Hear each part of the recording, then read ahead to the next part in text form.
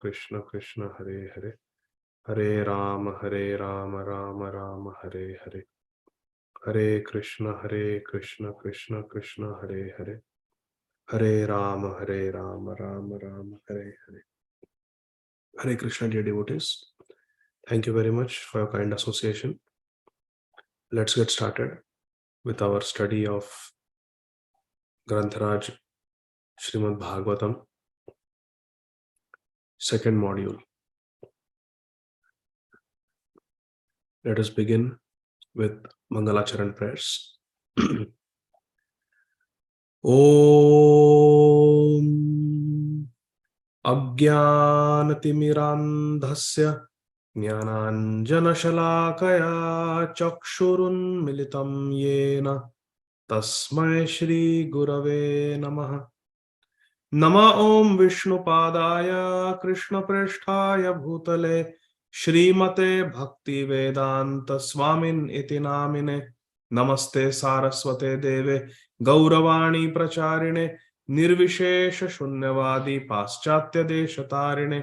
जय श्री कृष्ण चैतन्य प्रभु नित्यानंद श्री अद्वैत गदाधर श्रीवासादि गौर भक्त वृंद। हरे कृष्ण कृष्ण कृष्ण हरे हरे, हरे राम राम राम हरे हरे। हरे कृष्ण कृष्ण कृष्ण हरे हरे, हरे राम राम राम हरे हरे। हरे कृष्ण कृष्ण कृष्ण हरे हरे, हरे राम राम राम हरे हरे।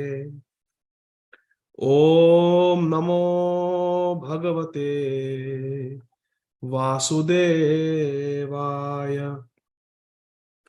उद्दाम भाव पिशुनामलवल्गुहास व्रीडावलोकनिहतो मदनोऽपि यासां सम्मुह्य चापमजहात् प्रमदोत्तमास्ता यस्येन्द्रियं विमथितुं कुहकर्णशेकुः।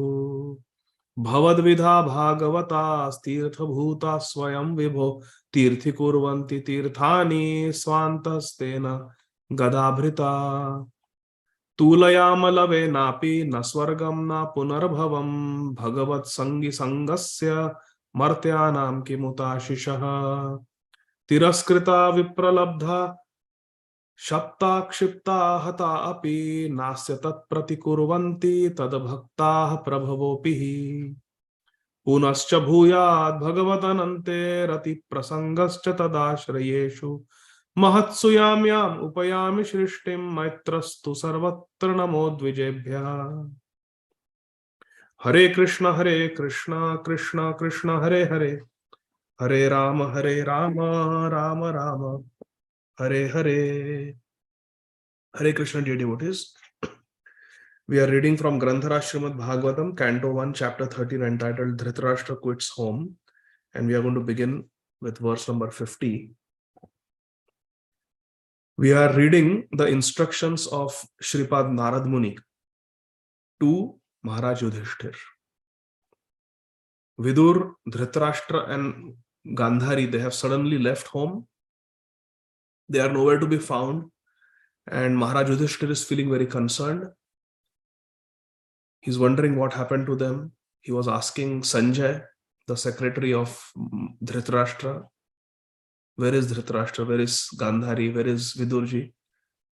While they were talking, they didn't know. They just knew that they have suddenly left of their own accord, but they didn't know what happened, where they went.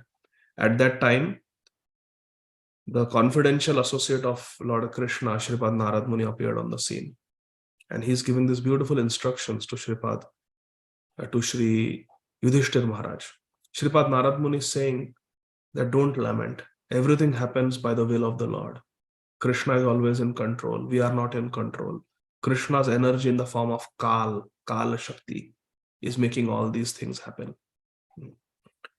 In verse number 50, Shripad Narad Muni is saying,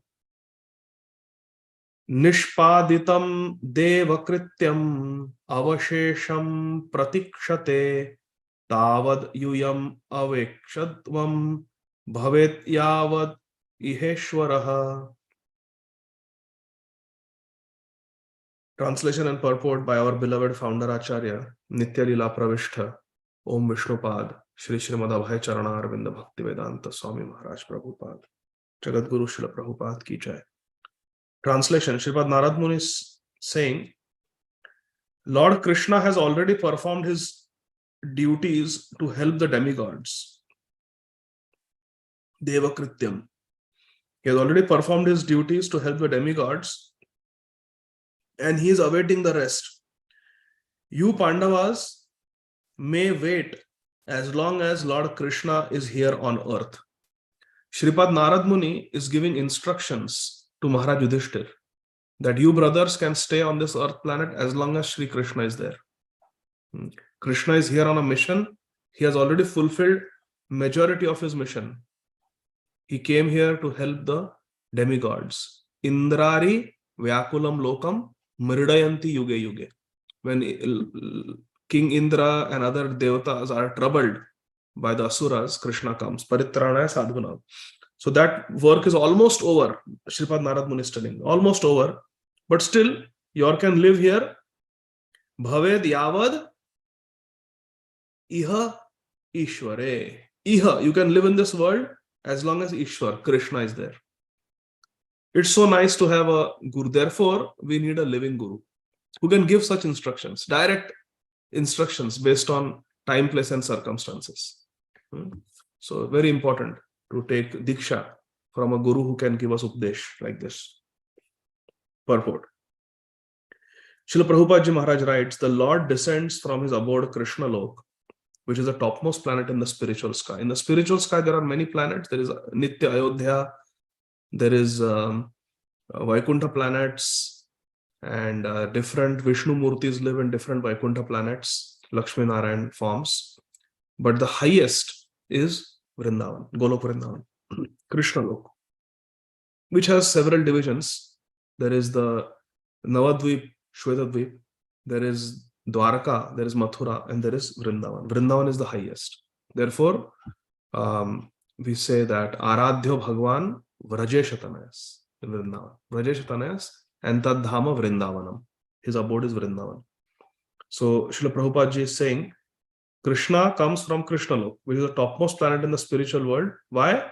In order to help the demigods who are administrators of this material world when they are greatly vexed by the asuras. Vexed means troubled, irritated, angered by the asuras. Indrari Vyakulam Lokam Mridayanti Yuge Yuge. When all the demigods are in trouble, Krishna comes to bail them out. That is Krishna. He just doesn't give responsibility and seva, but he always protects his sevak. We see even in Ram Leela, when the Ram Ravan Sangram happened, many of the Vanars in Lord Ram's Sena were killed, and many Asuras in Ravan's Sena were killed. But what was the difference in the attitude? Ravan would throw away the dead bodies of his Asura soldiers at night, so that next morning when the war would start, the Ram Sena would think, we could not kill that many Asuras. There are not so many dead. But what was Ram's policy? Along with Jambavan and other leaders who were good with Vaidya Shastra, they would, with the science of medicine, they would try to heal the injured monkeys. Lord Ram would personally sit with them at night. He would tour, make sure all the injured soldiers in the Ram Sena are being tended to, are being taken care of. And at the end of the war, all the dead Vanars were also brought back to life. Remember? Lord Ramchandra, when the demigods appear after Ravan is killed, and they say, you have done us a big favor, Lord Ram, by killing Ravan. Ravan was a big pain, big source of trouble to all of us. Thank you for killing him. Please ask for any benediction. They are asking Varadaraj, Lord Varadaraj, Varada, who is the giver of all benedictions, ask for benediction. And Lord Ramchandra, in the role of a king, in the role of a human being, his Naravat Leela, human-like pastimes, he told the Devatas, this is there in Valmiki Ramayana, he told the Devatas that please bring my soldiers, heal them, bring them back to life. So even if they died, they are going back to Vaikuntha because they died fighting for Ram in the presence of Ram. But Lord Ramchandra was so merciful that he healed them, brought them back. Whereas Ravan had the policy of use and throw. He threw the dead bodies at night in the ocean. Use and throw. Whereas Lord Ramchandra is Bhakta Vatsal. That is a difference. So Krishna comes to protect him. So Krishna gives responsibility of the maintenance of the universe to the demigods. But when the demigods are in trouble, like a loving father, Krishna comes to bail them out, to help them. Similarly, we should know in our bhakti, we have taken Diksha, we have taken Bhagavad Gita, Srīmad Bhāgavatam, Chaitanya Charitamrita as our life and soul, and we are going to live our lives based on the principles of Srīmad Bhāgavatam. We are going to practice Bhagavad Dharma under the guidance of Shri Guru, under the guidance of Srila Prabhupada. Now, if we get into trouble on the way, along the way, if we are fall into trouble, Krishna is there to bail us out. Like Indra, so many times he makes mistakes, gets into trouble. Krishna always comes and rectifies. That is the nature of Krishna. Name bhakta pranashyati. Kaunteya pratijani name bhakta pranashyati. So we have that security. Further down in the purport, Srila Prabhupada writes, the demigods in higher planets, they pray to Krishna for relief when they are in trouble.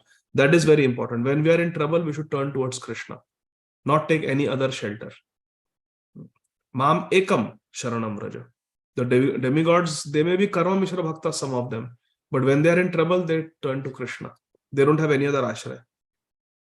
That is very important. That's why Krishna comes. Prabhupada ji makes a very important statement here. Krishna says, Prabhupada ji says that Lord Krishna either descends personally from his abode or deputes some of his devotees to do the same task of paritranaya sadhunam vinashaya dushkritam dharma samsthapan. Yesterday was the disappearance of Sripad Ramanujacharya. Day before yesterday was the disappearance day of Sripad Madhvacharya. These are examples of Krishna not coming directly, but sending his empowered representatives like that. Sripad Madhvacharya is a combined incarnation of Bhim, Hanuman, and Vayudev. When his mother would remember Sripad Madhvacharya, and wherever he was, in one jump he would come in front of his mother. Once a snake attacked. My mother just reflexly, how is it? Krishna, Radha. Madhvacharya's mother, she called out to her son, Vasudev. That was his birth name. He was like kilometers and kilometers away. In one jump, Sripad Madhvacharya appeared there. And with his foot, he crushed the snake. Killed. And then later revealed that this snake was one of the demons from Mahabharata who had come. Bach gaya tha. So he had come to trouble. So Madhvacharya finished him off in the mood of Bhim. He jumped like Hanuman. And then he also showed his disciples in Kurukshetra by digging. He pulled out the Gada of Bhim from underground and showed them the Gada. So he's Bhim. And when his disciple Satyatirtha was stuck in the snow, when Sripad Madhvacharya was going to Uttar Badri or Ādi Badri, he told his disciples, don't come. And everybody stayed back in Badrinath. But this one disciple, Satyatirtha, was so attached to his Guru. He said, Gurudev, I'm coming, no matter what. But then he couldn't take it. Similarly, we also take on different services sometimes in enthusiasm, but we are not able to complete them. We are stuck. So Sri Guru, Sri Krishna are there to help. Sripad Madhvacharya, with a wave of his hand, he does like this. And a gust of wind comes and carries Satyatirtha from the peaks of the mountains to Badrinath, where other disciples were waiting. So like that, Sripad Madhvacharya is a combined incarnation of Vayudev, Hanumanji, and Bhim. Sripad Ramanujacharya, he is an incarnation of Lakshman. Rama Anuj, the younger brother of Ramanujacharya. So here Prabhupada says, Lord Krishna descends personally, or he deputes some of his devotees to come and do that same service of remodeling the fallen condition of human society. Very interesting. Srila Prabhupada says, or even animal society. So Krishna or Krishna's empowered representatives may appear in human society or in animal society. When I read this, I was like, Acha, even in animal society? Then Prabhupada further confirms, yes, such disruptions in dharma, such disruptions take place not only in human society, but also amongst animals, birds, or other living beings, including demigods in higher planets. So we should not think that Krishna only appears for human beings. He appears for all species of life because he is the father of everyone. Sarva yonishu kaunteya aham bija pradapita. And pita aham asya jagatam. Not just manav, everyone. Everyone is Krishna's child. Lord Shri Krishna descended personally to vanquish asuras like Kansa, Jarasandha, Shishupal. These were the main demons. Krishna came to kill them, Prabhupada writes. Next verse, verse 51. Dhritarashtra saha bhratra Gandharya chasva bharyaya dakshinena himavata rishinam ashramam gataha. See, now Shripad Narad Muni is coming to the original question of Maharaj Yudhishthir. What was Maharaj Yudhishthir's question that he was asking Sanjay and to Shripad Narad Muni? Where is my uncle? Where are my uncles? Where is my aunt? Now, after so much pravachan, Shripad Narad Muni is coming to the answer. What is the answer? Let's look at a translation of verse 51. Shripad Narad Muni is telling Maharaj Yudhishthir, O king, your uncle Dhritarashtra, his brother Vidur, and Dhritarashtra's wife Gandhari have gone to the southern side of the Himalayan mountains. Dakshinena Himavata, southern side of the Himalayas, where there are shelters of the great sages. Rishinam Ashramam Gata. Gata means gone, there. Now he is answering the question. After so much pravachan, Srila Prabhupada ji writes a very brilliant purport explaining why Shripad Narad Muni gave such philosophy, pravachan, and then answered the question. Shripad Narad Muni could have directly told Yudhishthira Maharaj, oh, they have gone to the Himalayas, to the ashram of some rishis. Oh no, he says, do not lament. We are not this body. We are the soul. We are all bewildered. Aim of life is to get Krishna. So all these things, there is Kal. Kal is influencing all of us. So like that, he tells, and then he's answering the question that Dhritarashtra, Vidur and Gandhari have gone to the southern Himalayan mountains where Rishinam Ashramam, where the rishis have their ashrams. Prabhupada ji writes in the purport, to pacify the mourning Maharaj Yudhishthir, Shripad Narad Muni first of all spoke from the philosophical point of view and then began to describe the future movements of his uncles, which he could see by his foreseeing powers, and thus began to describe as follows. So Shripad Narad Muni has power to foresee the future. He is Trikalagya. He has knowledge of past, present and future.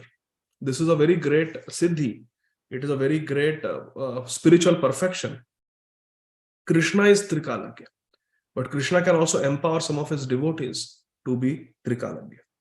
So Shripad Narad Muni, coming back to the original point, Shripad Narad Muni first spoke philosophy and then told the whereabouts, directly answering the question of Yudhishthir about the whereabouts of Dhritarashtra, Gandhari and Vidur. But first he spoke philosophy, that we are not this body, we are the soul, we are all under the influence of Kal, Krishna is always in control. Prabhupada says that Shripad Narad Muni did that for a very important reason, that philosophical point of view is important to understand. Chaitanya Charitamrita, it is described in Ādi Leela, chapter 2, text 117. Very important verse. Chaitanya Charitamrita, Ādi Leela, chapter 2, text 117. Srila Krishnadas Kaviraj Goswami is telling us, Siddhanta boliya chitte nakar alas, iha haite Krishna lagi sudrida manas. Very important verse. Srila Krishnadas Kaviraj Goswami is saying, Siddhanta boliya chitte nakar alas. Don't be neglectful or lazy in regards to understanding the Siddhanta. We should not only say, I want Leela, stories, ras. I don't want Tattva, Siddhanta. No. We have to understand Siddhanta. Very important. Without Siddhanta, we cannot understand Leela properly. So, Chaitanya Charitamrita, Srila Krishnadas Kaviraj Goswami is teaching us, Siddhanta bolya chitte na kar alas. Don't be lazy or neglectful about Siddhanta. Understanding Siddhanta. Important. Why? Why important? Two things happen. Two things happen when we understand Siddhanta, understand the philosophy. What happens? Iha haite Krishna lagi. First of all, by understanding the proper philosophy, Tattva Dhyan, we become attached to Krishna. Because we understand that Vasudeva Sarvamiti. So we become attached to Krishna. And number two, Sudrida Manas. Our mind becomes very strong on the path of spirituality. We get focus and determination by understanding Siddhanta. Instead of acting on an emotional platform, now we are acting with full proper understanding. So that is very helpful. So two things happen by understanding Siddhanta. Our mind in the service of Krishna becomes determined and strong. Sudrida Manas. Thank you, Shama Kishori Mataji, for sharing the verse. And we become attached to Krishna because we are understanding Krishna in Tattva Siddhanta. So therefore, Bhakti Siddhanta Sarasmita. Very important to understand the Siddhanta of Bhakti. Siddhanta Baliya Chitte Nakara Alas Iha Haite Krishna Lagi Sudrida Manas.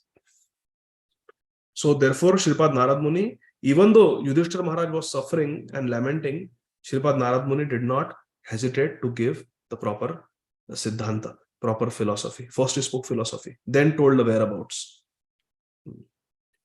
If he did not tell the philosophy, he just came and said, he's gone to the Himalayas. Immediately Yudhishthira Maharaj would have got on the chariot. Chalo, chalo, chalo, chalo. Let's go, let's find uncles and auntie. No. First philosophy.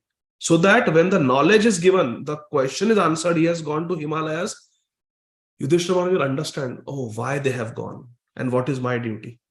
So Siddhanta is very important. Text 52. Srotobhi saptabhir yavai swardhuni saptada vyadhat saptanam pritaye nama sapta srotah prachakshate. The place is called Sapta Srota, divided by 7.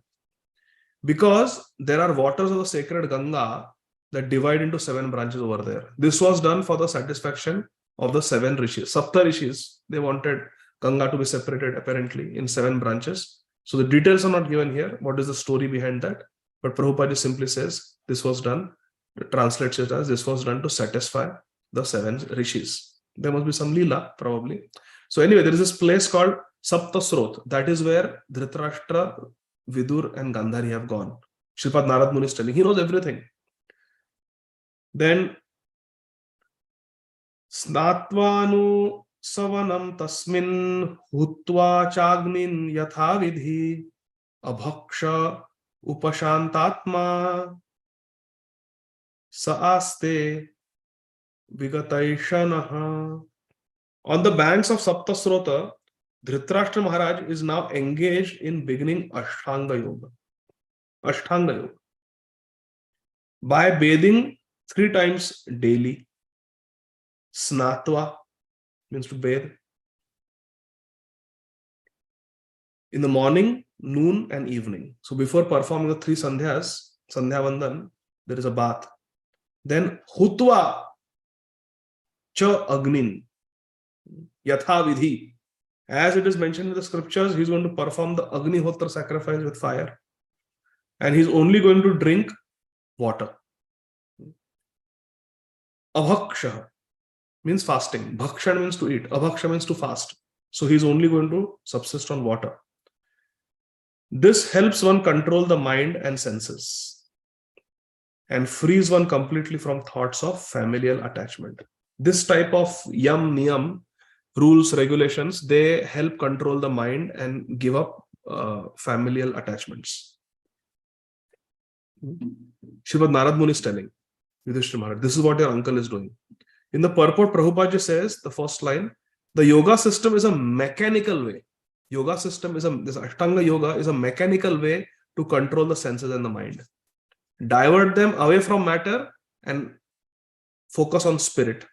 And the preliminary processes are there, Prabhupada explains. Asana, bodily posture, dhyan, meditation, spiritual thoughts, manipulation of air, pranayam, gradual situation in trance, and then finally facing the absolute person, Paramatma, complete samadhi. So further down in the purport, Srila Prabhupada writes, very important, please pay attention. Shri Narada Dev was just foretelling the way of his spiritual progress in a place that was sanctified by the flow of the celestial Ganga. This is important. Sripad Narad Muni knows the future, first of all. So therefore, we should not doubt that Krishna knows the future. Sometimes devotees ask, if I have got free will, how Krishna knows the future? Krishna says that Vedaham samatitani vartamanani cha Arjuna bhavishyami cha bhutani mam tu vedana kasyana. Vedaham samatitani. I know everything past, present and future, Krishna says, but me nobody knows. So one may say, if I have got free will, How Krishna knows the future? Does Krishna know that I'm going to move my right hand like this? I could move my left hand like this. How Krishna knows what I'm going to do in the future? I've got free will. Krishna knows everything. That is the difference. We cannot understand with our brain how that is possible. There is free will also, there is independence also. We cannot understand. Everything cannot be understood by our small little brain. Not possible. We cannot understand. If Srīmad Narad Muni knows exactly what is going to happen, Dhritarashtra doesn't know that Narad Muni knows. And he's telling Yudhishthir what I'm going to do. He himself doesn't know what is going to happen. Srīmad Narad Muni knows what is going to happen. See? So there is a different dimension. Once I asked a senior devotee how this is like. We have free will, and then Krishna knows the future. How can Krishna know the future? So he gave me this explanation, which I liked. This is not from any Shastra, but this was his understanding. He says that Bhagavatam gives example of a cow being tied to a pole with a rope. Correct? Srīmad Narad Muni was telling us that example. So we are like that. Now, if somebody asks the master, "Oh, where is your cow?" And the master says, "Oh, I know, the cow is tied to the pole." Acha? How do you know? Cow has free will. Yes, cow has free will, but it can go only do so much with the free will. It can stand up, sit, eat grass, pass cow dung, drink water, moo, feed the baby calf. It can do all those things while being tied to the pole with the rope, but it is still tied to the rope. And I know that. So similarly, we have little free will. I can move this hand, I can move that hand. Krishna doesn't need to know which hand I am moving. These are all small things. But Krishna knows the big things. What is going to happen? Like Narad Muni is not saying what clothes Dhritarashtra is wearing and how many ounces of water he has drunk. No, simply he's saying he's only drinking water. He's going to do this process and he's going to attain mukti. Like that. So Krishna knows the future. Details are not so important. So, but Krishna knows broadly what is going to happen. Kali Yuga is going to come. This world is going to get destroyed. We are all going to get destroyed. So Krishna knows, that's in that sense, Krishna definitely knows the future. Srīmad Narad Muni knows. So Krishna definitely knows. Narad Muni is getting his strength from Krishna. Paurusham Nishu. Krishna is giving the ability in man. Shri Narada Dev was just foretelling the way of Dhritarashtra's spiritual progress in a place that was sanctified with the flow of Ganga. This is also important that it is best to do bhajan. Bhajan will have more prabhav, will have more effect if we do bhajan in a holy place, sanctified place. So remember, last time we spoke about 3 dosh. Sthan dosh, Sangha dosh, Anna dosh. Remember? So Sthan dosh is one of the dosh we have to be careful about. It is easier to do bhajan when we are in a holy place. Example is Sripad Narad Muni telling Dhruv, go to Vrindavan on the banks of Yamuna. He could have said, go to Chattahoochee River. We have a Chattahoochee River here in Atlanta. Go to Chattahoochee River. No. Go to Yamuna. Yamuna Pulina. Banks of Yamuna. Sanctified of Ganga. Drinking water only without solid food is also considered fasting. Example? Bhagavatam, Ambarish Maharaj.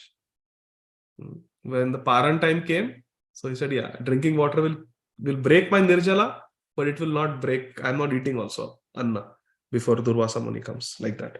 So Prabhupada says, drinking water only without solid food is also considered fasting only. This is necessary for advancement of spiritual knowledge. So if you want to make spiritual progress, tapo divyam putra kayana shuddhe sattvam. We have to do tapasya so that we become purified. It is required for spiritual advance. A foolish man wants to be a cheap yogi without observing the regulative principles. Like that boy told me in the train. My guru told me, do what you want. मैं जैसा meditation बोलता हूँ 5 minute meditation करो बस. Do 5 minutes meditation, remaining 23 hours and 55 minutes in a day, do whatever you want. Just 5 minutes meditate karo. किस पे? The junction of the floor with the wall of the room. Where the floor meets the wall, बस वो edge पे देखते रहो 5 minutes रोज. कुछ thought नहीं, don't have any thoughts, nothing, just keep looking. 5 minutes. You do this 5 minutes meditation I'm teaching you, बाकी जो करना है करो. You will have peace, your blood pressure will come down, your heart rate will come down. That is not the purpose of life. That even medicines can do. Bringing blood pressure down and bringing the heart rate down. So this is not yoga. They are cheap yogis, Prabhupada said, cheap yogis. Foolish man wants to be a cheap yogi without observing the regulative principles. A man who has no control over the tongue at first can hardly become a yogi. Jivhara lalasay, iti uti dhaya. Shishnodara parayana, Krishna nahi paye. Vacho vegam, manasa krodha vegam, jivha vegam. One who cannot control the tongue can hardly become a yogi. Yogi and bhogi are two opposite terms, Prabhupada writes. The bhogi or the merry man, they are called vilasi, people who have this desire for vilasata, just enjoying mentality, enjoying sense gratifiers, vishayi. Bhogi or the merry man who eats and drinks cannot be a yogi. For a yogi is never allowed to eat and drink unrestrictedly. No matter where we are, we may go to a marriage.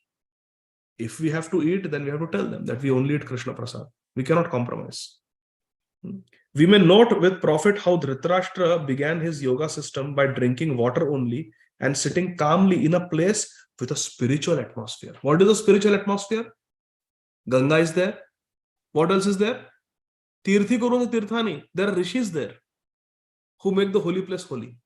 So, spiritual atmosphere. Deeply absorbed in the thoughts of Lord Hari, the personality of Godhead. So, this type of tapasya, spiritual voluntary hardships for purification are important. And Srila Prabhupada is our Acharya. Srila Prabhupada's example is what we follow. Srila Prabhupada came to Ardha Kumbh Mela. Stories there in Prabhupada Leelamrit. What did Prabhupada do? Even the Western disciples of Srila Prabhupada, who were used to the American cold weather, they were afraid to take bath in the cold water of Sangam, in the river there. Srila Prabhupada, being an Acharya, his health was not good. This was 1976, I believe, when the Ardha Kumbh Mela took place. Prabhupada was in very bad health, very weak health. Prabhupada was the first one to go at 3 o'clock in the morning to the Sangam and take his bath with cold water. And then all the other devotees followed. Prabhupada is doing, we should also do. Assuring cold, Prabhupada did. Acharya. Also we see in Prabhupada Leelamrit, Prabhupada was in Jalduta. They didn't have a vegetarian kitchen. Captain Pandya and his wife arranged for Prabhupada vegetarian food, but cooked with the non-veg vessels, non-veg kitchen. Did Prabhupada eat? No. Till Prabhupada reached Istanbul, which is so many days, Prabhupada fasted. Prabhupada Leelamrit tells it clear. Prabhupada writes it that Prabhupada fasted. When the ship halted at that port, Istanbul, Captain Pandya took pity on Prabhupada. He said, I cannot see you fasting so many days. I don't know how you have survived. He took Prabhupada for a walk and at the market bought Prabhupada the electric coil to cook on and a pan. He bought Prabhupada. Then Prabhupada, he put some rice, aloo, potato, water, dal and cooked the first khichdi. Rice, dal, potatoes, water. Just boiled it, offered it to Krishna, gave all the crew on the ship and then he broke his fast. Prabhupada would not eat from the non-veg kitchen. Not eat. Another example there is in Prabhupada. Prabhupada was in Malaysia or Indonesia, one of the two. I think it was Malaysia. And Prabhupada was living in the house of a meat eater. Prabhupada refused to eat food there. 3 days Prabhupada was in Malaysia, Prabhupada fasted. Another example, Prabhupada Leelamrita, I remember. Prabhupada was walking on the sidewalk. I think it was Paris or somewhere. It was a long walk. Devotees were tired. There was a place where chairs were kept. And the disciples would, Prabhupada, you can sit on the chair for a few minutes, catch your breath, take rest, then we'll start walking in 5 minutes again. Prabhupada said, what place is this? Prabhupada pointed the cane to the chair. What place is this? They said, Prabhupada, this is a restaurant. And on the sidewalk of the road, they have kept some chairs, but we can sit. Even though we are not eating in the restaurant, we can sit. Prabhupada said, does the restaurant sell meat? The disciple said, yes, Prabhupada, of course. Prabhupada said, then I will not sit here. Prabhupada kept walking. This is Acharya teaching us. So these are difficulties. It is difficult to keep walking. It is difficult to fast. But if we want Krishna, then we have to take these difficulties voluntarily. That is called tapasya. Divya tapasya. Tapo divyam. Okay. Verse 54. Jitasano jitashvasaha pratyahrita shad indriyaha hari bhavanaya bhasta rajaha sattva tamo malaha. Very important verse. Prabhupada translates, one who has controlled the sitting postures, the yogic asanas, and the breathing process, pranayam, can turn the senses toward the absolute personality of Godhead. Hari Bhavanaya. Hari. We can turn that into Hari. And become immune from the contamination, the mala, contamination of Raja, Sattva, Tamo.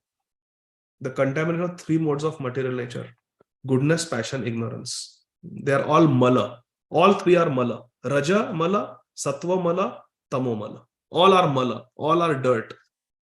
Purport is very powerful. Srila Prabhupada opens the purport by saying that this is the Ashtanga Yoga system. There is asan, there is pranayam, pratyahar, dhyan, dharana. Ultimately, there is samadhi. But further down in the purport, Srila Prabhupada writes that the objective is to concentrate upon Lord Hari. Man mana. Always think of me, Krishna says. Further down, next line, Prabhupada says something very, very important. I'm going to read it as it is. Please listen carefully. Full attention, please. Even the highest mode, the material mode of goodness, is also a cause of material bondage. And what to speak of other qualities, namely passion and ignorance. Kama esha, krodha esha, rajoguna samudbhava. What to speak of passion and ignorance? Passion and ignorance increase. So what is the problem with passion and ignorance? Passion and ignorance increase the material propensity of hankering for material enjoyment. This vilasata we were talking about, enjoying propensity, that increases in passion and ignorance. Hankering for material enjoyment. And a strong sense of lust provokes the accumulation of wealth and power. Kamna. Now, lust doesn't just mean lust for the opposite sex. That is there, but also wealth and power. Wealth and power. One who has conquered these two base mentalities and has raised himself to the platform of, now listen carefully.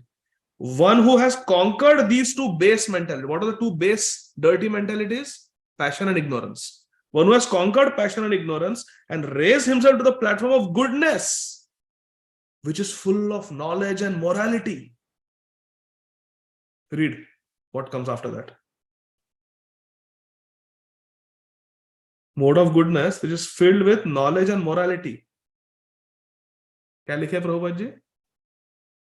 Cannot also control the senses. A person in the mode of goodness also is not Jitendriya, is not a Goswami.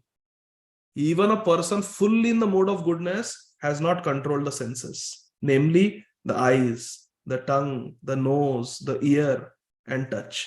We may have knowledge, we may be very moral, very kind people in the mode of goodness, peaceful people, but that doesn't mean we'll get Krishna, because Sattva Guna also is a material mode.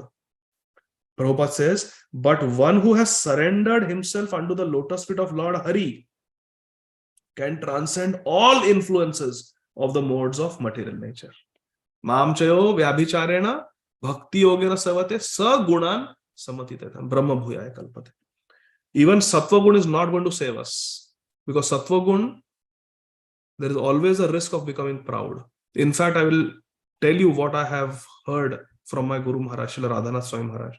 There were two siblings, two brothers. One was always a good boy from childhood. Well-behaved, good marks, peaceful, didn't have fights, obedient to the parents. The other one was very mischievous and naughty. But the brother who was mischievous and naughty became a devotee of Krishna. And the one who was very shant swabhav, well-behaved, obedient, intelligent, hardworking, sincere, he did not become. So the mother was asking Maharaj after Bhagavatam class that why this happens like that. And when we preach to that good boy, he doesn't even want to listen. And that good boy had done some summer Bhagavad Gita course by some other organization and everything. And he was also doing meditation and everything, but would not chant Hare Krishna, would not bow down to Krishna, would not become a devotee of Krishna. So the mother asked Maharaj, And Maharaj's first words were, this is the problem with mode of goodness. Because in mode of goodness, there is a subtle pride. कि बचपन से सब लोग बोल रहा है मैं तो अच्छा लड़का हूं, everybody glorifies me, everybody looks up to me, I am peaceful, I am well behaved, I am obedient, I am good in studies, I am this, I am that. And in that mode of goodness, there is that mode of goodness ka abhiman. Like sometimes devotees can become proud of their bhakti. Every day I am doing Brahma Murta Japa, I am chanting so many. Similarly, mode of good, it's very easy to become proud of one's achievements in mode of goodness. How everybody is liking me, I am wanted everywhere. So this is the problem with people in the mode of goodness. When they are in the mode of goodness, they think vimukta maninas, like that. If they think that they are in the mode of goodness, they will not listen to anybody because they think I am the best. Main updesh karunga, main updesh nahi sununga. I will instruct others. I will not take instructions from others. That is the problem. So we have to be very careful. Whereas the person who was always told, yeah, you are badmash, you are naughty, you are mischievous, he had some humility because bachpan se dande khaye the. He had taken a beating first, so he was humble. When he met devotees, he accepted, took it like that. So see, mode of goodness can be dangerous. Mode of goodness is good because there are good things about mode of goodness. It is a situation where we are interested in God generally. We are interested in higher ambitions, understanding God, making spiritual progress. We don't eat too much. We don't eat food that will agitate. We begin the process of controlling our senses because mode of passion means uncontrolled senses. So mode of goodness is good, but mode of goodness has to be quickly channelized towards Vishuddha Sattva. We cannot stay in goodness. From goodness, we have to practice Krishna conscious activities and go to Vishuddha Sattva. A very important point Prabhupada is making, that mode of goodness also is not for devotees to stay in. 55th verse. In the interest of time, we will not read the verses, the Sanskrit verses. Translation. Dhritarashtra will have to amalgamate his pure identity with intelligence and then merge into the Supreme Being with knowledge of his qualitative oneness as a living entity with the Supreme Brahman. Being freed from the blocked sky, he will have to rise to the spiritual sky. So here, Sripad Narad Muni is telling what Dhritarashtra Maharaj is going to have to do to get moksha.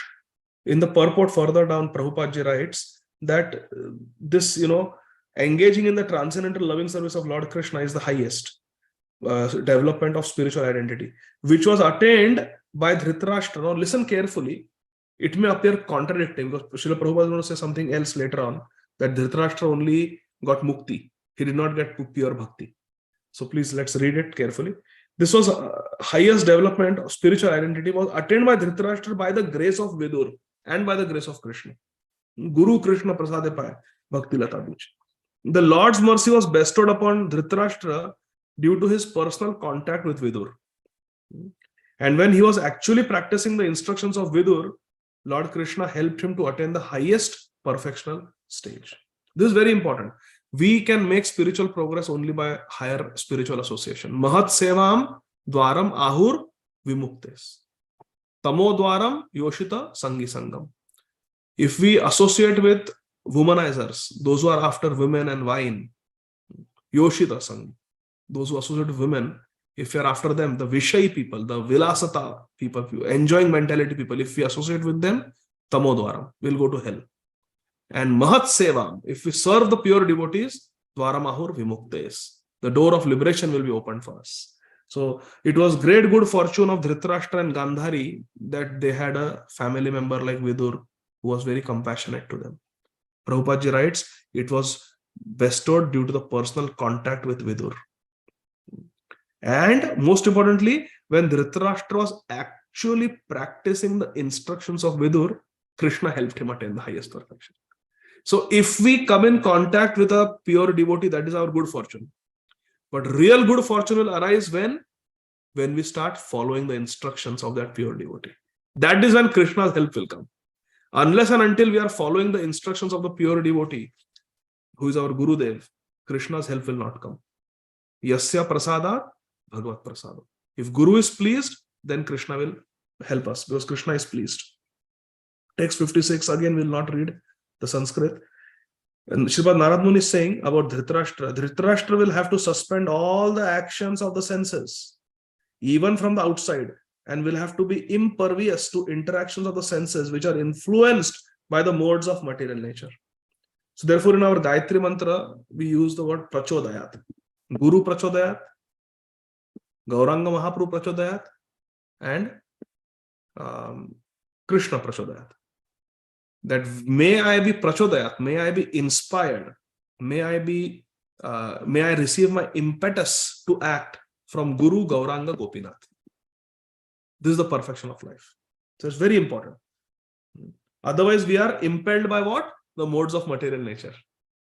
Mode of goodness says, chalo, give some charity, do some good work, welfare work, sabko roti kapda makan mile. Okay. Mode of goodness. Let everybody get some food, shelter, clothing. Mode of passion says, earn more money, enjoy more, experience this, experience that. Okay. That is mode of passion. Mode of ignorance means just be lazy, don't do anything, waste time, or give pain to others, be completely ignorant about other people's feelings, be selfish. That is ignorance and passion. So these different modes all the time, every day, every moment are influencing us to different degrees. Sripad Narad Muni is saying that Dhritarashtra will have to become impervious to the interactions of the senses and the modes of material nature. Because modes of material nature act upon us through the senses. They make us act through senses. After renouncing all material duties, he must become immovably established beyond all sources of hindrances on the path. This is very important. There should not be any hindrance to our bhajan. We have to create a situation where our bhajan is ahaituki apratihata. It is without any motivation and it is uninterrupted. That uninterrupted is very important. A few days we chant certain number of rounds, then book, there's a dip. We can increase, but we should not decrease from the minimum that we have committed.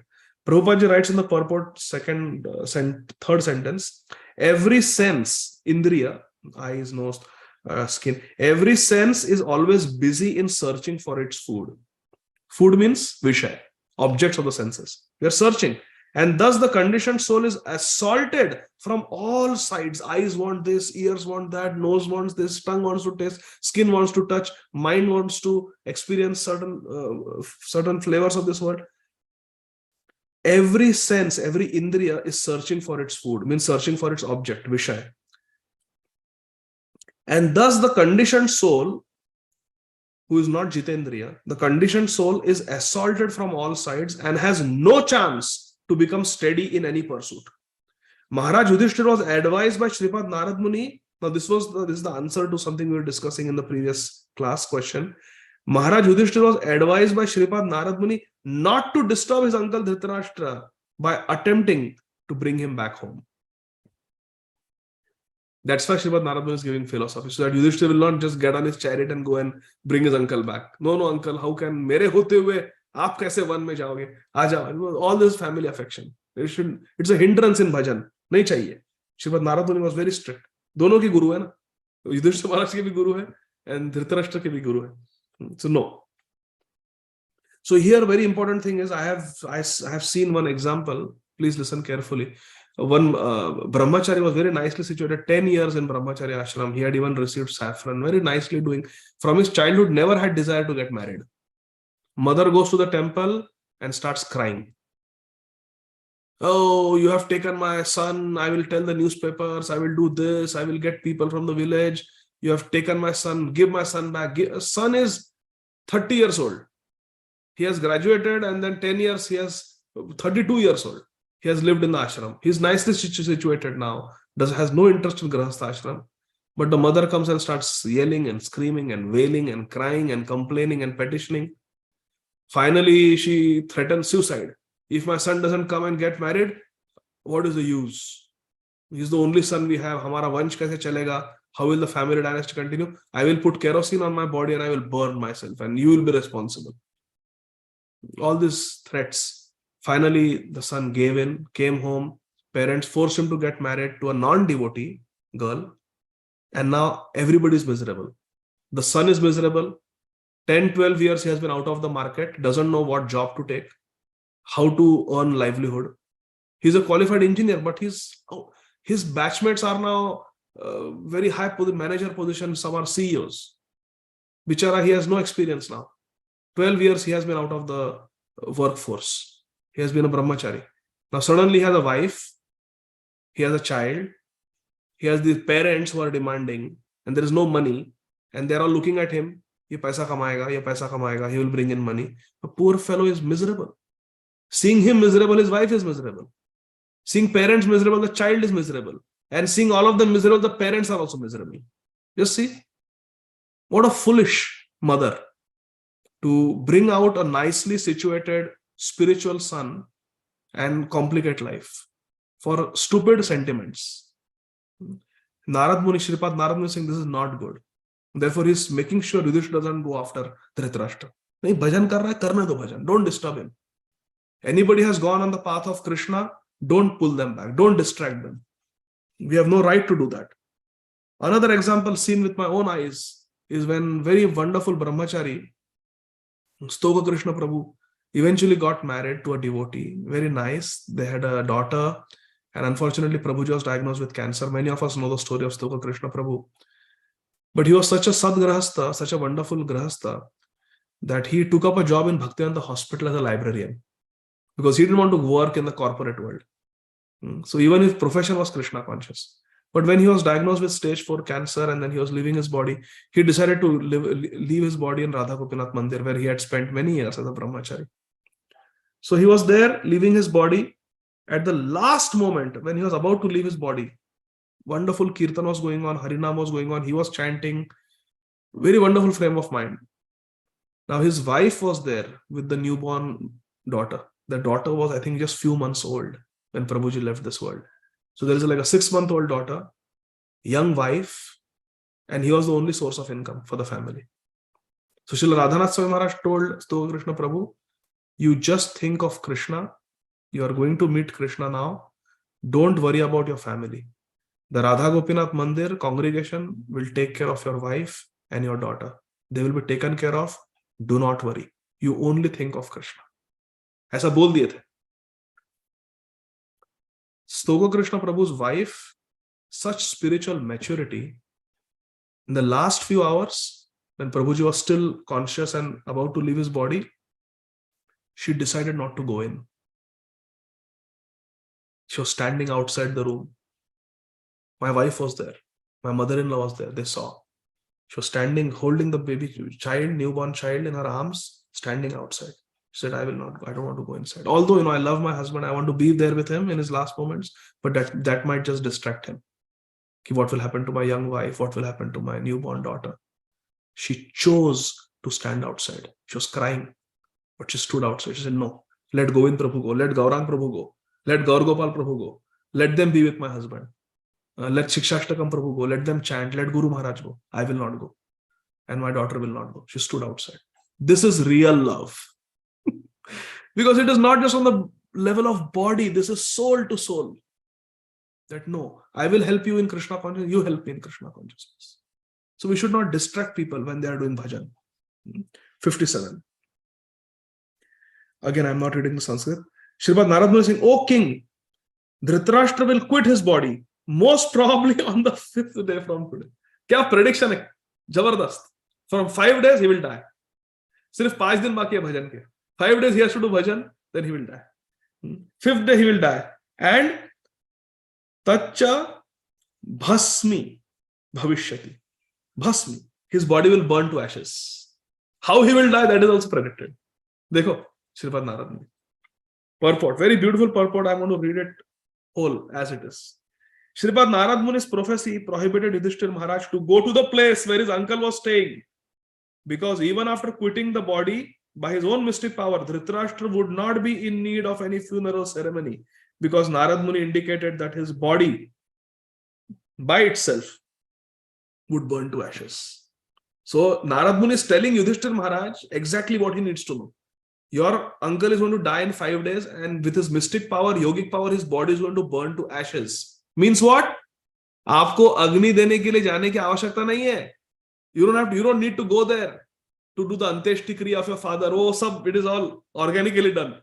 is self-sufficient death. Self-sufficiency. Imagine nobody has to come to give Agni also. You are doing your own cremation. Amazing. His body will burn to ashes. The yogi is able to quit his body by his own choice of time and can attain any planet he desires. A Siddha yogi. Yoga Arud.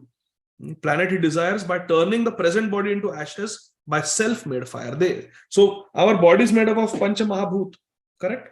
Earth, water, fire. And they increase the fire element in the body. It's a science. And they do it. What is the example in Ramayana? Vedavati. When Ravan touched her, grabbed her hair, she just converted her body into ashes and burned. Even Sati in Srīmad Bhāgavatam, when she realized her mistake, she just increased the fire element in her body, meditated on Lord Shankar and quit her body. So yogis can do that. Perfect yogis can do that. 58. Again, I'm not reading the Sanskrit. While outside, observing her husband who will burn in the fire of mystic power along with his thatched cottage, his chaste wife will enter the fire with rapt attention. Shripad Narad Muni is telling, okay, Yudhishthira might think, okay, then Dhritarashtra, my uncle will die. What about my auntie? Bichari, she will be alone in the forest. Let me go for her sake. No. Narad Muni has a full, proper plan. He's saying, no. While outside observing her husband who will burn in the fire of mystic power along with the cottage, kutir ko bhi aag lag jayegi, his chaste wife will enter that fire with rapt attention. Gandhari also will burn in that same fire. Don't worry. You don't have to go for her either. Again, I'm going to read the whole purport as it is. Beautiful purport. Srila Prabhupada. Gandhari was an ideal chaste lady. Now, if anyone challenges you, तुम्हारे हिंदू धर्म में क्या है सती वगैरह, this purport we need to read. Srila Prabhupada is giving authoritative purport. Gandhari was an ideal chaste lady, a life companion of her husband. Not that divorce, not separation. Chaste lady. Life companion of her husband. I love to read these purports to my wife. Or make her hear, when there is some nice katha going on where the behavior of our Vedic ladies are just like one katha I was hearing, Srila Radha Govind Maharaj was saying, Grahastha Ashram. It was very, Prabhuji, please, you can bookmark this katha. Srila Radha Govind Maharaj is describing from Srīmad Bhāgavatam the descriptions of the Vedic culture. Maharaj was saying that a husband never sees the wife sleeping. Because the wife is always serving, she sleeps after the husband sleeps, and she wakes up before the husband wakes up. In Gauranga Mahaprabhu's Ashtakali Leela also we read like that. Vishnu Priya Devi is always that she wakes up before Mahaprabhu, and when Mahaprabhu takes rest, she is massaging Mahaprabhu's feet. It's like that. So to tease, I like to show these lectures. And so Gandhar is the ideal, she is a life companion of her husband. And therefore, when she saw her husband burning in the fire of mystic yoga, along with his cottage of leaves, she despaired. This is the ancient Vedic culture. Prabhupada will explain very nicely. Gandhari left home after losing her 100 sons, and in the forest, she saw that her most beloved husband was also burning. So she lost 100 sons. Now the husband is also burning. Now she actually felt alone. Another example is there in Srīmad Bhāgavatam, 4th canto, Prithu Maharaj. Prithu Maharaj's wife, what was the name? Akriti. Prithu Maharaj's wife, Akriti, she also entered the fire like that. So now she felt alone and therefore entered the fire of her husband and followed her husband to death. Madri also went. Sorry, Archi. What did I say? I forgot what I said. Archi. Archi is the name. So thank you, Madari. Archi. So Gandhari followed her husband to death. This, now listen carefully, this is very serious and important. This entering of a chaste lady into the fire of her dead husband is called the sati rite. And the action is considered to be most perfect for a woman. But this is Vedic times.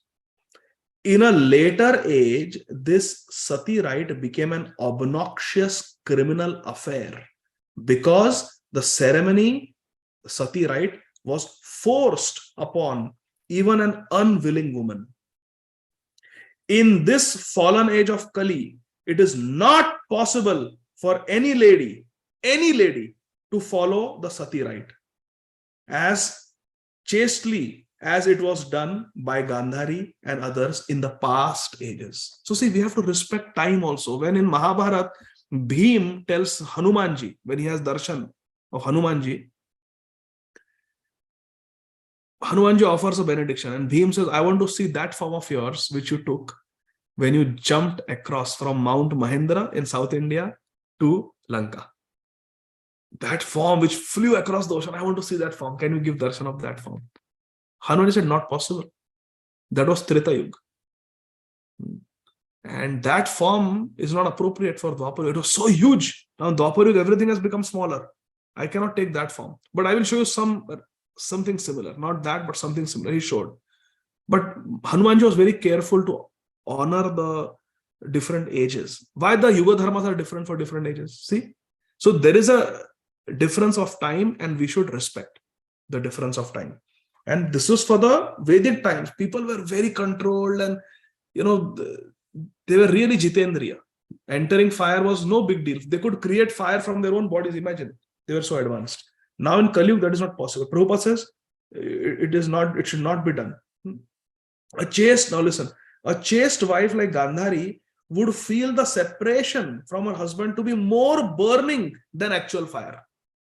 They preferred the actual fire to the fire of separation from their husband. Such a lady can observe the sati rite voluntarily, and there is no criminal force by anyone.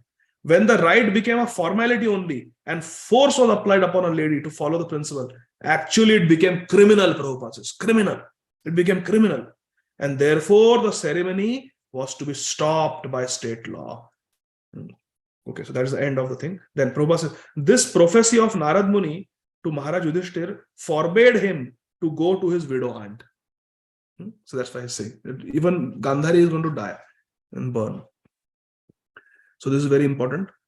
Sati should not be misunderstood. It is not for Kali Yuga. It was a different age. People were different, and they knew where they were going. Like Madri, she says that Pandu wanted to unite with me, but he died because of the curse. So I want to follow him to the next life, so I can fulfill his desire there. So people were so in tune with the law of karma.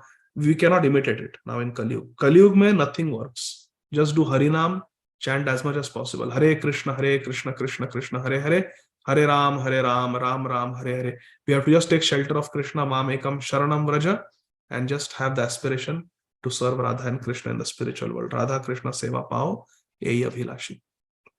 Text 59. Again, I'm not reading the Sanskrit. Vidur being affected with delight and grief. Dekho. Vidur being affected with delight and grief will then leave that place of sacred pilgrimage. Again, Prabhupada's purport is very enlightening. I'm going to read the whole purport as it is. Vidur was astonished to see the marvelous departure of his brother Dhritarashtra as a liberated yogi.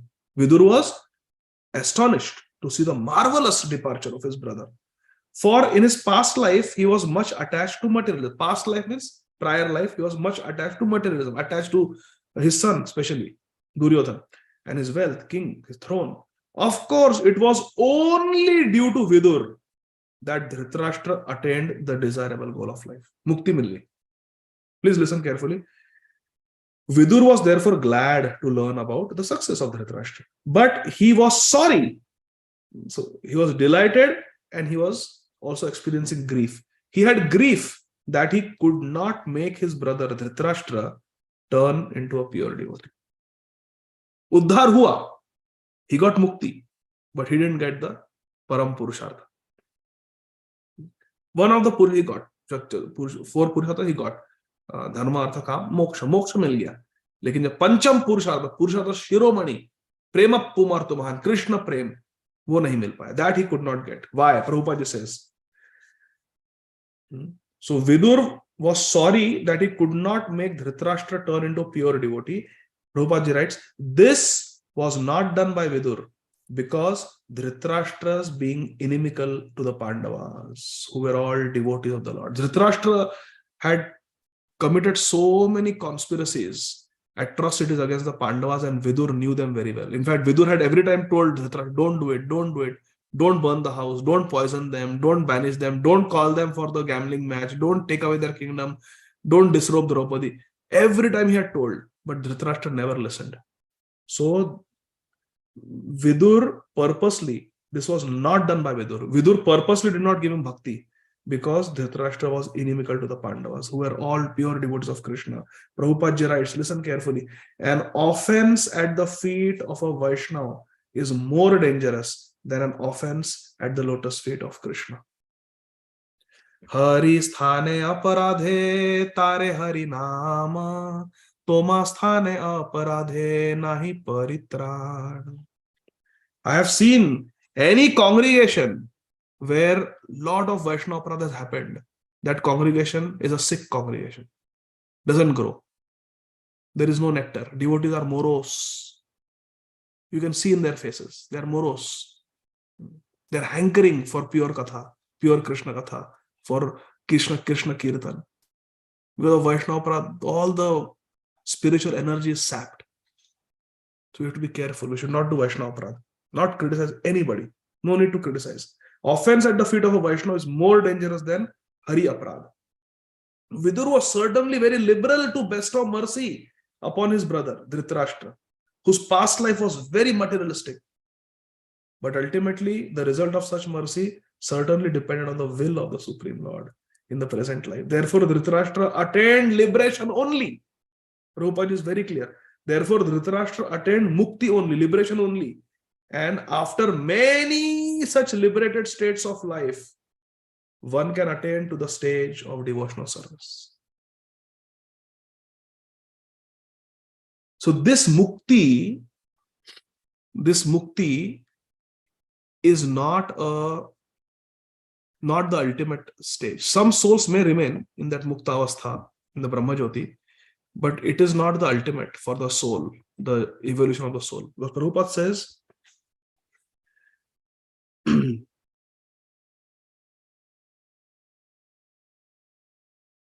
after many such liberated states of life, one can attain to the stage of devotional service. Sometimes people say, ki ye kidhar diya hai? Where is this given? That from Brahma Jyoti also you can fall. And then they quote some acharyas, Srila Jiva Goswami from Sandarbhas, that, oh, no, one cannot fall from Brahma Jyoti. But what I'm saying is Srila Prabhupada less than any Siddha Acharya? Is Srila Prabhupada less than Srila Jiva Goswami? Is Srila Prabhupada less than Srila Vishwanath Chakravarti Thakur? Is Srila Prabhupada's contribution less than any of these Acharyas or Goswami's contribution? Isn't Srila Prabhupada the transcendental, transparent representative of these Acharyas? So if Srila Prabhupada is writing in purports, why that is not Praman? Why do we need Shad Sandarbha or any other literature to counteract Prabhupada's words? No. The scriptures should create harmony in our mind. If Srila Prabhupada is saying, we accept it as it is. But Srila Prabhupada is no less than the Goswamis. Srila Prabhupada is not different from what Srila Bhaktivinoda Thakur is saying or what Srila Bhakti Siddha. None of the acharyas are less. They are all pure devotees. And Srila Prabhupada is a very specifically empowered acharya, empowered by Sri Nityananda Prabhu. How can Srila Prabhupada's words be doubted? One should not doubt.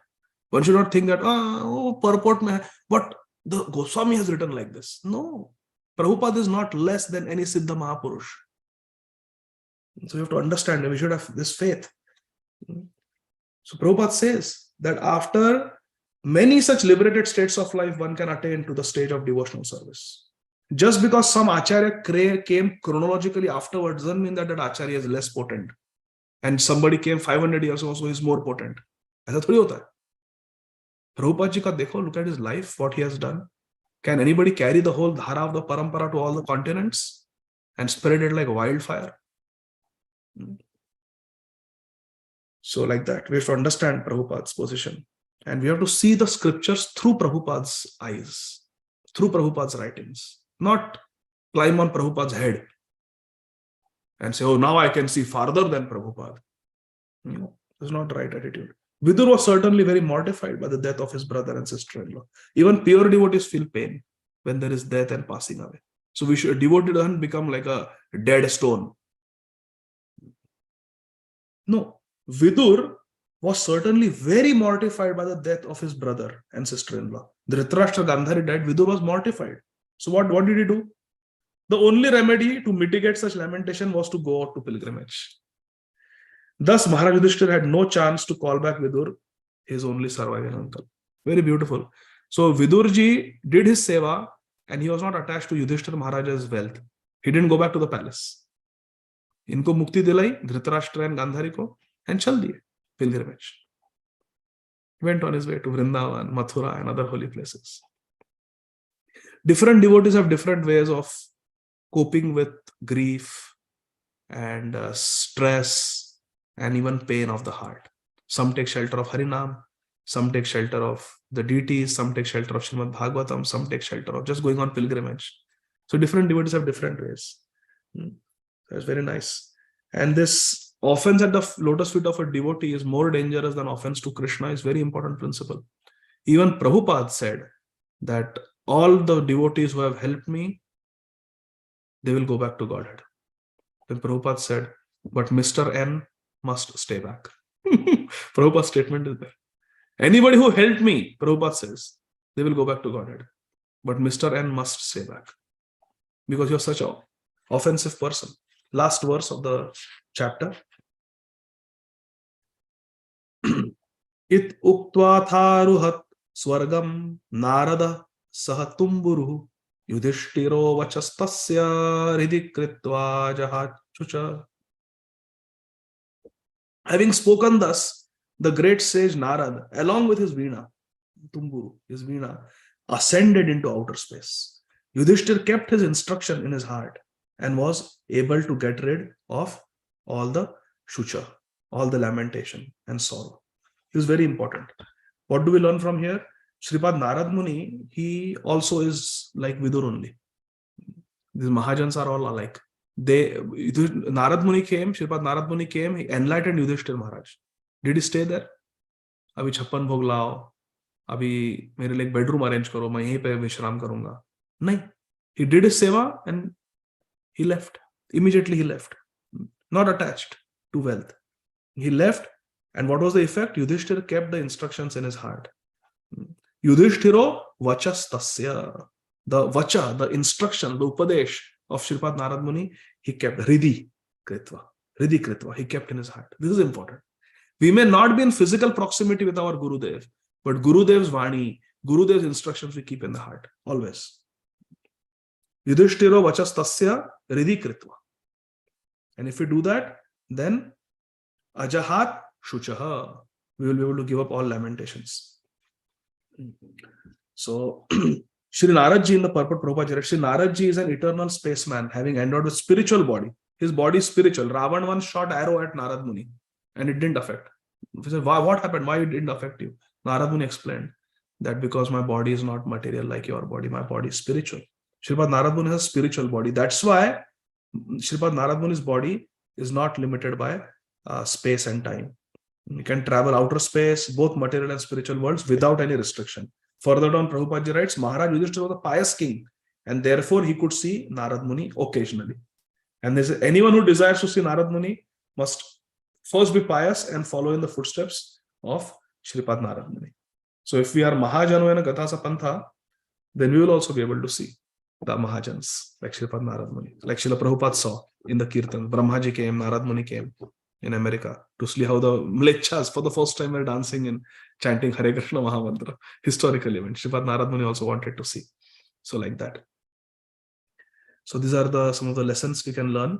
So Narad Muni gave instructions to Yudhishthira Maharaj and then left that place. Yudhishthira Maharaj's grief was gone because he kept the instructions of Shripad Narad Muni in his heart that we are all paradhin, we are all dependent on Krishna. Krishna in the form of Kal is maintaining this world, creating this world and destroying this world. Shrishti Sthiti Paralaya is happening by Krishna's will. We are insignificant. What we have to do is just do our duty, do our dharma and always be Krishna conscious. That was the instruction. And that is what Dhritarashtra did. Narad Muni said, don't go disturb him. Let him meet his fate. He is well situated. Your auntie is well situated. And you just do your dharma. Stay in this world as long as Krishna is there. Then you also leave.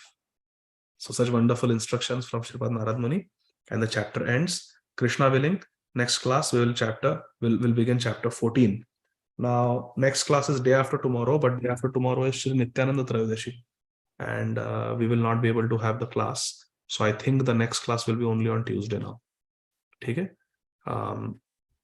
Or if you want, we can have Monday, Tuesday, and Thursday next week to compensate. We can have a class on Monday. I'm there. Monday we can have one class, and then Tuesday second class, and Thursday next week we'll have the so compensate. It will be compensated. Okay, so I'll stop here. We'll take some Q&A. Srila Prabhupada ki jai. Granthara Srīmad Bhāgavatam ki jai. Nitai Gaura Premanandi. Hari Hari Bol. Hare Krishna. Shamchandra Prabhu, please go ahead. Hare Krishna Prabhu, Dandat Pranam, Jai Srila Prabhupada. What a wonderful class today, very enlightening. Prabhuji, I just got a very nice message from, sorry to interrupt you, from Ajay Govinda Prabhu. And Ajay Govinda Prabhu has kindly informed me that today is your appearance day. Hare Krishna. Please bless me, Prabhu. And I beg to all the Vaishnavas and Vaishnavis to kindly pray for me, for my spiritual upliftment. Dear devotees, let's so that I'm able to do better seva to my three Guru. times Hare Krishna Mahamantra for our dear Shamchandra Prabhu. Shamchandra Prabhu is my superior Vaishnava, and he is looking after me by attending his classes. And those of you who don't know, Shamchandra Prabhu has given 3 very wonderful devotees to this world. One is Shamchandra Prabhu's Ardhangini, his better half, and 2 wonderful sons. So we have Amarendra Prabhu, Arjun Sakha Prabhu, and Sundari Mataji. Sundari Mataji is their mother, very, very wonderful, exemplary devotee, very attached to Braj, very, very attached to Harikatha, very simple heart, loving heart. She reminds me of Mother Shachi whenever I see her. So just so much maternal love, always overflowing. And of course, Amarendra Prabhu and Arjun Sakha Prabhu. They are such wonderful, sincere devotees, so nicely brought up by Shamchandra Prabhu. Shamchandra Prabhu was a very strict father, and he also very loving, very protective, but at the same time, he was very, very strict also. Amarendra Prabhu always tells me, and he feels very grateful for that nice upbringing. So thank you very much, dear Shamchandra Prabhu. And on your birthday, we would like to chant Hare Krishna Mahamantra 3 times for you, praying to Srila Prabhupada, praying to your beloved Guru Maharaj, His Holiness Srila Bhakti Swarup Damodar Maharaj, to bless you, continue to bless you more and more, so that you may always be engaged in the service of Hari, Guru, and Vaishnavas. Hare Krishna, Krishna Krishna, Hare Hare, Hare Rama, Rama Rama, Hare Hare. Hare Krishna, Krishna Krishna, Hare Hare, Hare Rama, Rama Rama, Hare Hare. Hare Krishna, Krishna Krishna, Hare Hare, Hare Rama, Rama Rama, Hare Hare. Hare Krishna. Yes, Surji, please go ahead. Thank you very much, Prabhuji, and all the assembled Vaishnavas. Please continue to keep pouring your blessings and mercy unlimitedly, uninterruptedly also. Okay, Prabhu, I have 2 questions. The first one is on now Vidura has made his stance very clear. He is on one hand expressing his happiness also, and then grief also. And we know the grief because he feels that his brother could not get Prema Bhakti, but he got moksha. But if we read the purport in 55th verse, where Srila Prabhupada says that Dhritarashtra attained the highest perfectional development of spiritual identity by the grace of Vidura and the Lord. So what highest perfection stage is Prabhupada referring here, Prabhu? So here we have to understand, that's why I pointed out, pay attention, because this may be a little confusing. My understanding is what Srila Prabhupada is saying is among Dharma, Artha, Kama and Moksha. So he attained the 4th stage, Moksha. Among those 4, that is the highest. Dharma, Artha, Kama, Moksha. So you practice basic principles of Dharma, and within the boundaries of Dharma, you earn money, Artha. With that money, you enjoy, fulfill your desires, Kama. And then you give up all those desires, all that money, and ultimately you become Vaideha. You go beyond the concepts of this body and attain mukti, liberation. So Dharma, Artha, Kama, Moksha. He attained Moksha.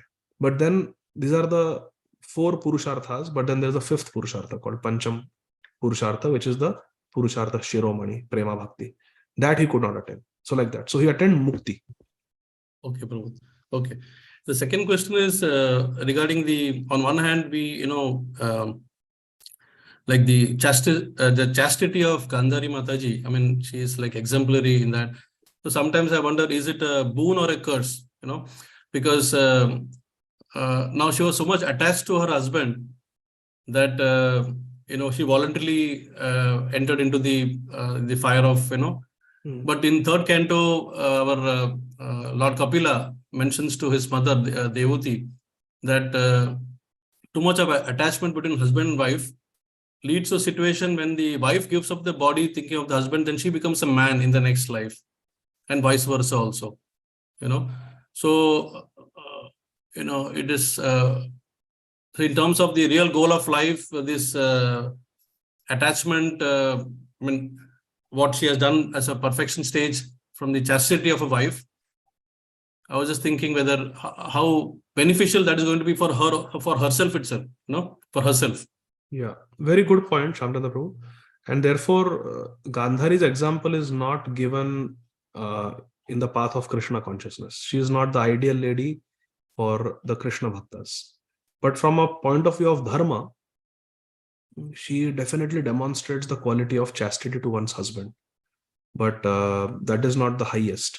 So we have to look at examples within our Gaudiya movement. For example, Shri Vishnu Priya Devi. She was supremely chaste to Shri Chaitanya Mahaprabhu.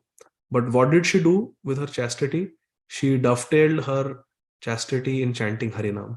Every grain of rice she would chant Hare Krishna Mahamantra, then offer it to Mahaprabhu's deity, then feed it to Ishan, Vamshi Vadana Thakur, her mother-in-law, Shachi Mata, other devotees who would come, and then she would take some Mahaprasad remnants. So chastity, if it is divorced, if chastity is divorced from Krishna consciousness, then it becomes mundane. Like in the example of, I don't want to criticize Gandhari Devi, but like in the example of Gandhari, yeah, she was attached to her husband. And therefore she also did not attain the highest destination. But if one is a chaste wife to a pure devotee husband, or if one is a chaste wife and Krishna is in the center of their grahastha life, then it will take them to the highest perfection, which is Prema Bhakti. But just plain chastity to one's husband, devoid of Krishna consciousness, is mundane. You're right. Thank you, Prabhu. Hare Krishna. Hare Krishna. Bhagavati Vasudha Mataji, please go ahead. Hare Krishna, Prabhuji. Thank you, Prabhuji, for a very nice class. It was so practical, so many points. Talking about people being passionate and ignorance, they might be selfish. And when it comes to the mode of goodness, they can come out of all these things. And my question is, like, when devotees also has to be sometimes selfish to protect their sadhana. So how to see that? So they are still in the platform of passion under the modes. No. If one is doing something to be with Krishna or to attain Krishna or anything to serve Krishna, then these moral principles don't apply, because Krishna consciousness is beyond ordinary morality. For example, Sanatan Goswami lied to the jail keepers that I am going to Mecca on Hajj. Please let me go. That was an outright lie. He was going to Vrindavan. He was going to Jagannath Puri. But he told that lie to get Krishna. And that is perfectly fine. There's nothing wrong in that. So there are many such examples where there is a lie is told. Yesterday was the disappearance day of Sripada Ramanujacharya. What a brilliant example from Sripada Ramanujacharya's life. I'm forgetting his wife's name, but Sripada Ramanujacharya's wife, she was a very chaste wife. She was very chaste to Sripada Ramanujacharya, but she was not a pure devotee. And she was opposed to the principles of pure Vaishnavism. Sripada Ramanujacharya did not differentiate based on caste, who is Brahman, who is Shudra. He did not. Jai Krishna Tattvavetta, sei Guru hai. Kiba Vipra, Kiba Nyasi, Shudra ke naam. He did not care. Vipra hai, Shudra hai. If someone is a pure devotee, Sripad Ramanujacharya wanted the association. Aho batasva pajata gariyam, yah jivhagar vartate namatubhyam. Anybody who is Nam Japak, who is chanting Hare Krishna, he's an advanced devotee and I want his association. Even though he may be born in the family of a Shopacha, a dog eater.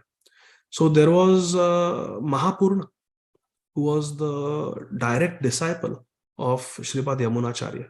And he was born not in a Brahmin family, but in a lower caste family.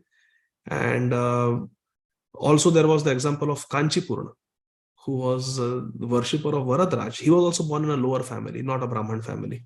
So Sripad Ramanujacharya invited Shri Kanchipurna home for prasad and told his wife that I'm going to take a bath and come. Sripad Kanchipurna will come, so we have to serve him prasadam. Now Kanchipurna used to read Sripad Yamunacharya's compositions to Lord Varadraj. So he had that seva to do, Stuti Path seva. So he came a little early and he told the wife of Sripad Ramanujacharya, quickly give me prasad. I have to go and do my seva. And how Sripad Ramanujacharya invited is also very instructive. Please listen carefully. Sripad Ramanujacharya, when he invited Kanchipurna, he told him, please come home to give me prasad. What do we say? Ki Prabhuji, please come home to accept prasad. Hai na? Shyamchandra Prabhu, today is your birthday. Please come home, accept prasad. But Sripad Ramanujacharya told Kanchipurna, please come home to give us prasad. So our acharyas explain what is the meaning of that. The meaning is the prasad in our house will become prasad only when a Vaishnava comes and eats it. Sripad Ramanujacharya would say that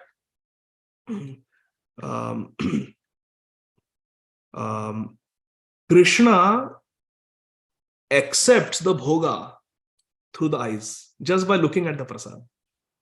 Yasendriya Vrittimanti. So Krishna can do anything with any of the senses. So by seeing, Krishna accepts the bhoga.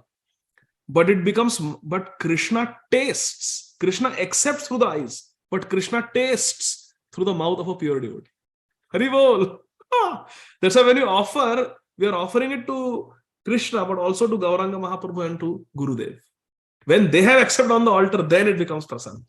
Krishna accepts bhoga through the eyes, but Krishna tastes the bhoga through the mouth of a pure devotee. So only when a pure devotee eats, it becomes prasad. So Ramanujacharya is saying, you come home, you eat prasad, you honor prasad, and when you eat, it actually becomes prasad. So aap ghar aiye aur hame prasad dijiye. You come home to give us prasad. That was the invitation. So deep. So anyway, Sripad Ramanujacharya invited. He came early. He said, I have got that niyam seva. I have to go, quickly give me. So wife served, and Sripad Ramanujacharya was not home that time. So he quickly ate, and she took the leaf plate and threw it in the garbage. Because he's from a lower caste. She took cow dung and cow urine and cleaned the area where Kanchipurna had eaten. And she washed all the vessels and she took a bath to purify herself, and in the wet sari, she started cooking. Sripad Ramanujacharya comes, he sees the courtyard is washed clean with cow dung and cow urine. Wife is wearing a wet sari, she has just taken a bath, and she's cooking in the kitchen with fresh vessels. So he said, you are cooking. Sripad Kanchipurna will be here any moment. Why is the prasad not ready yet? She said, no, I made prasad, I fed him, he came, he ate, and he left also. Now I'm cooking for you. Okay, where is the Mahaprasad? Oh, he's from a lower caste, I threw it away. Sripad Ramanujacharya was very disappointed. And this happened multiple times, similar incidents. Another time, one Brahman came for asking Madhukari, because he had heard that Sripad Ramanujacharya is a Atithi Sevak. He likes to serve Atithis, guests. So he went, Sripad Ramanujacharya was not there. The wife yelled at him, screamed at him, and told him to go. Go away. He was very disappointed, dejected. He turned around. He was walking away from the house when Sripad Ramanujacharya came. Sripad Ramanujacharya said, what happened? Why are you so dejected? He said, I had come to do Madhukari in your house. I heard that you are Atithi Sevak, but your wife just yelled at me, spoke curt words, and told me to go away. So I'm going disappointed. Sripad Ramanujacharya said, wait. Now this is getting too much. He said, in your own handwriting, you write a letter. I will dictate. And he dictated a letter as if his wife's father, means Sripad Ramanuja's father-in-law is writing that your younger sister is getting married, so much help is needed, please come home and help me. And he's told the Brahman, now you go back to the same house, go back to my house, but this time tell my wife that you are a messenger of her father and show her the letter. So he did that. Oh, you have come from my village, you have come as a messenger of my father, come. I will give you prasad, I will give you cloth, I will give you this, that. She gave a lot of hospitality, took the letter, and the Brahman happily left. Sripad Ramanujacharya comes. Oh, what happened? You got a letter? Yes, my father is saying my younger sister is getting married. Can I go to the village? Oh, yes, of course. Go. Pack your bags, pack all the saris, take all the gold that you have. Should all the gold? Why so much gold I should take? No. If you only take gold that your father gave when you got married, he will think I didn't give you any more gold. And if you take only gold that I have given you, not your father's gold, then he will think that I sold the gold that came with you when you got married. So take all the gold you have, take all the saris you have. And Sripad Ramanujacharya sent 2 servants also with her to escort her. Go achhe se comfortably jao. So the wife left and Sripad Ramanujacharya immediately took sannyas. Cheating. From the mundane moral point of view, Sripad Ramanujacharya lied to his wife, cheated, and took sannyas. When she came back, she thought, where is this? My husband? Is gone. He's become sannyasi. Tridandi sannyasi, gone. You'll never see him again. But this type of lying is not lying when we do it for Krishna. Because we belong to Krishna. We don't belong to our spouse. We don't belong to our family members. This body belongs to Krishna. So if we are doing it seriously for Krishna and under the guidance of a Sadguru, then there is no problem in such lying. It is not lying. It is actually the right thing to do. If somebody is trying to put some hindrance in your bhajan, and to protect your bhajan, you have to speak some lies or do certain things, that is fine. But it has to be done under the guidance of a senior devotee, not whimsically, because it's a thin line to walk. Okay? Yes. Thank you so much. But bhajan comes first. Hare Krishna. Hare Krishna. Okay. Divya Agarwal Mataji, and then Ramsham Prabhu, last question.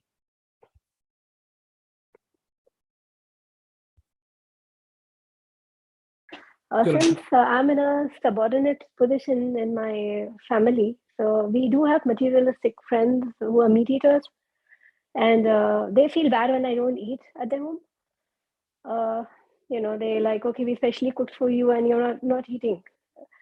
So I'm just wondering, how can I feel like I'm getting the karma for hurting them. No.